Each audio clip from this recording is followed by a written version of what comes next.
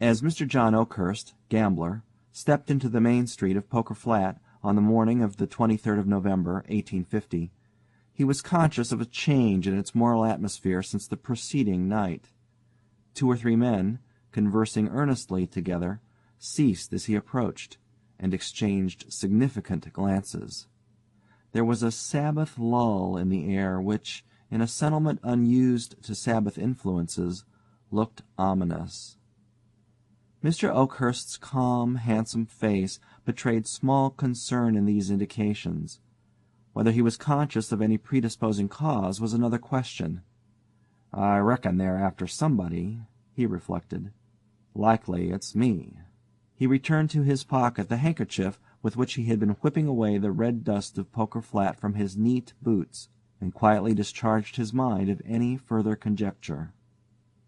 In point of fact, Poker Flat was after somebody. It had lately suffered the loss of several $1,000s, 2 valuable horses, and a prominent citizen. It was experiencing a spasm of virtuous reaction, quite as lawless and ungovernable as any of the acts that had provoked it.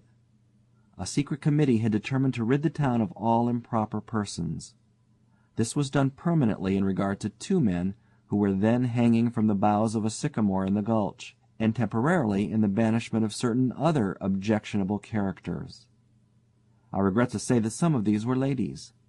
It is but due to the sex, however, to state that their impropriety was professional, and it was only in such easily established standards of evil that Poker Flat ventured to sit in judgment.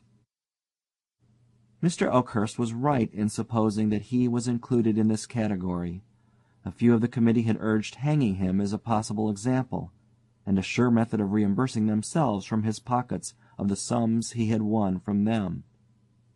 "It's agin justice," said Jim Wheeler, "to let this yer young man from Roaring Camp, an entire stranger, carry away our money."